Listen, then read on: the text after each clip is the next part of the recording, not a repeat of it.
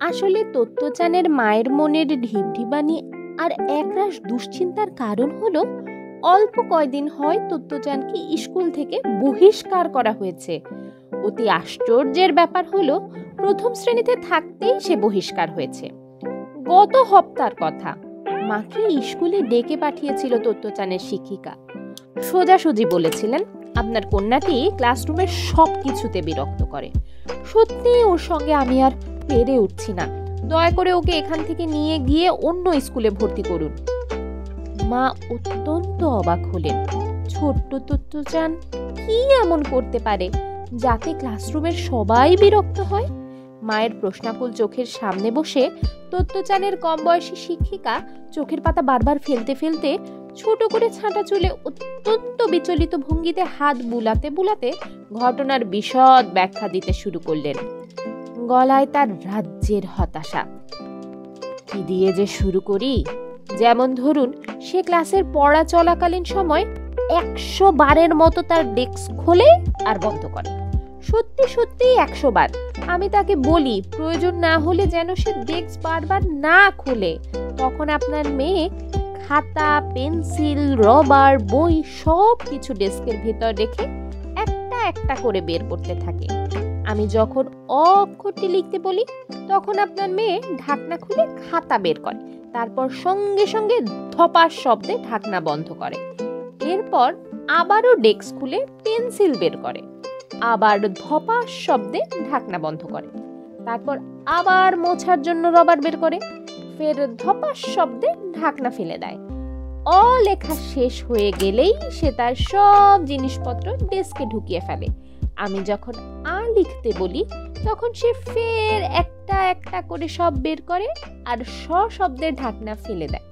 এরপর ফের সব ঢুকিয়ে ফেলে। আবার লেখার সময় সে একইভাবে এসবের পুনরাবৃত্তি ঘটায়। তার এতবার ডেস্ক খোলা আর বন্ধ করা দেখতে দেখতে আমার মাথা ঘুরতে থাকে। কিন্তু অক্ষর লিখতে হলে ওসব তো বের করাও দরকার, তাই আমি ওকে কিছু বলতেও পারি না। এসব বলার সময় যেন শিক্ষিকার সেসব ফের দেখতে পেয়ে শিউরে ওঠেন আর আঁখি পল্লবও আরো বেশি পিটপিট করতে থাকে। মা যেন একটু একটু বুঝতে পারলেন কেন তত্ত্বচান ডেস্কের ঢাকনা খোলে আর বন্ধ করে। প্রথম দিন স্কুল থেকে ফিরেই সে খুশি খুশি গলায় বলেছিল যে স্কুল তার চমৎকার লেগেছে। ডেস্কগুলো বাড়ির ডেস্কের মতো নয়, চমৎকার বাক্সের মতো খোলা যায়। মা যেন স্পষ্ট দেখতে পেলেন যে ডেস্কের নতুনত্বে মজা পেয়ে তত্ত্বচান ডেস্ক খুলছে আর বন্ধ করছে বারবার। অভ্যস্ত হয়ে গেলেই আর সে এমন করবে না। তাই তিনি শিক্ষিকাকে বললেন, ঠিক আছে, আমি ওকে এই ব্যাপারে না হয় ভালো মতো বুঝিয়ে বলবো। কিন্তু শিক্ষিকা চোখ বড় বড় করে বললেন, না না, শুধু ওটুকু হলে আমি নিজেই বুঝিয়ে সুঝিয়ে নিতাম ওকে। মা একেবারে মিয়ে গেলেন এবার শুনে। শিক্ষিকা যেন ভূতের গল্প বলছেন এমন ফিসফিস গলায় বললেন, পড়াতে পড়াতে যখন খেয়াল করি যে সে ডেস্ক দিয়ে কোনো শব্দ করছে না, তখন দেখি সে দাঁড়িয়ে আছে। ক্লাসের পুরোটা সময়ই সে দাঁড়িয়ে থাকে। মা বিস্ময়ে হতবাক, তবুও কোনো মতে গলার আওয়াজ ফুটিয়ে বললেন, দাঁড়িয়ে থাকে? কোথায় দাঁড়িয়ে থাকে? শিক্ষিকা শ্বাস ছেড়ে ফোঁস করে বললেন, ক্লাস ঘরের জানালার ধারে। হতবুদ্ধিমা ফের বললেন, জানালার ধারে সে কি করে?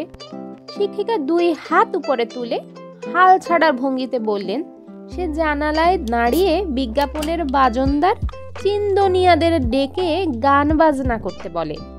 শিক্ষিকার বয়ানের সারাংশ দাঁড়ালো এমন: প্রথম ঘন্টায় তত্ত্বচান ডেস্ক দিয়ে অনবরত শব্দ করে, তারপর সে ডেস্ক ছেড়ে জানালার ধারে গিয়ে দাঁড়িয়ে থাকে। শিক্ষিকা মনে করেন চুপচাপ দাঁড়ালে সমস্যার কিছু নেই, কিন্তু তত্ত্বচান উচ্চ কণ্ঠে চেঁচাতে থাকে, চিন্দনিয়াসান, এই দিকে এই দিকে। তত্ত্বচানের সৌভাগ্য আর শিক্ষিকার দুর্ভাগ্য এই, ক্লাসরুমটি নিচতলায় আর জানালার বাইরেই রাস্তা।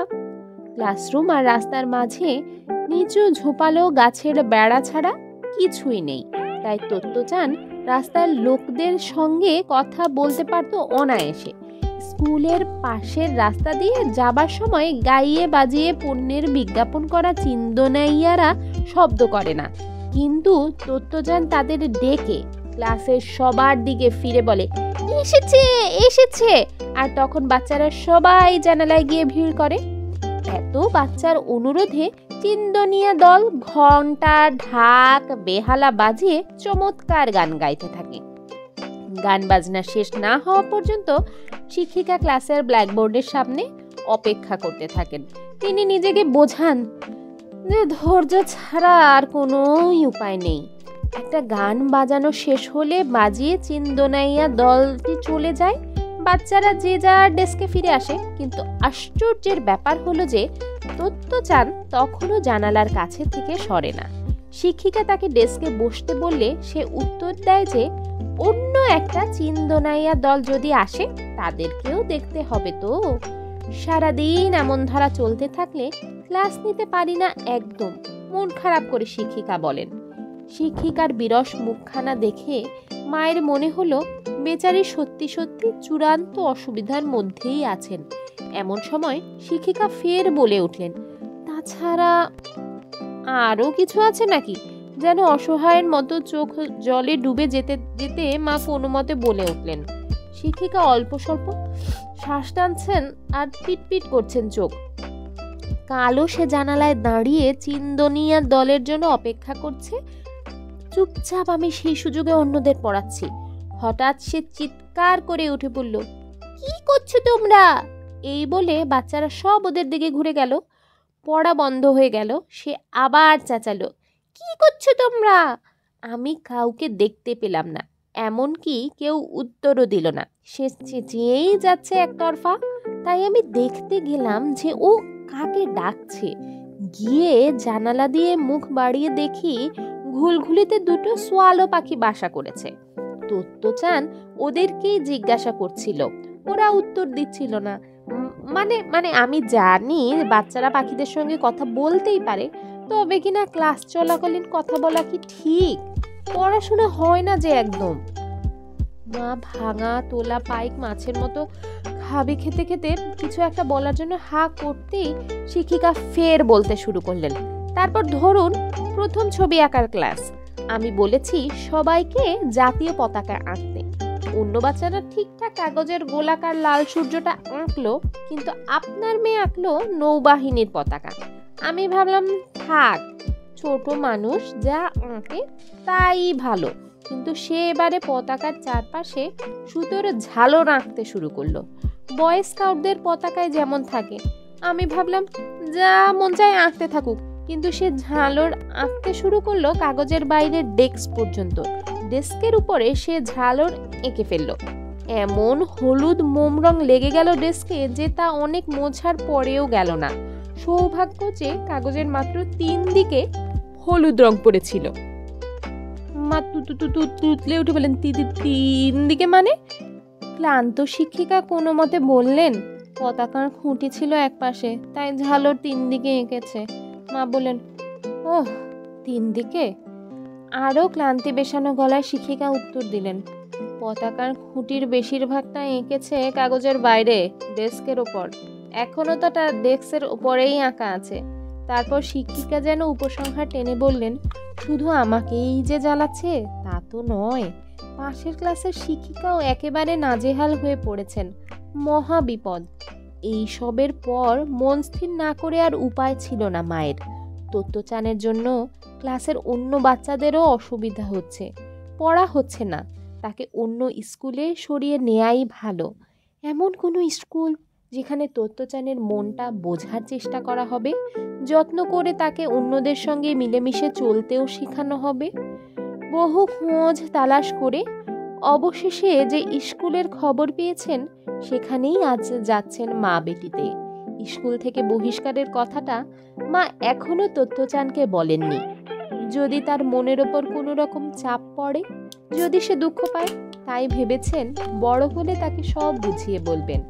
এখন শুধু বলেছেন, নতুন স্কুলে ভর্তি করব তোমায়, শুনেছি চমৎকার স্কুল ওটা। তত্ত্বযান খুশি হয়েই বলল, কি মজা। তারপর কি জানি ভেবে নিয়ে বলল, কিন্তু মা অজানা আশঙ্কায় ভীত হলেন। তবে কি তোত্তচান বুঝে ফেলেছে তাকে বের করে দেয়া হয়েছে? ঝলমলে হাসি ছুঁড়ে দিয়ে তোত্তচান বলল, কিন্তু মা, এই স্কুলেও কি চিন্দনাইয়ারা আসে?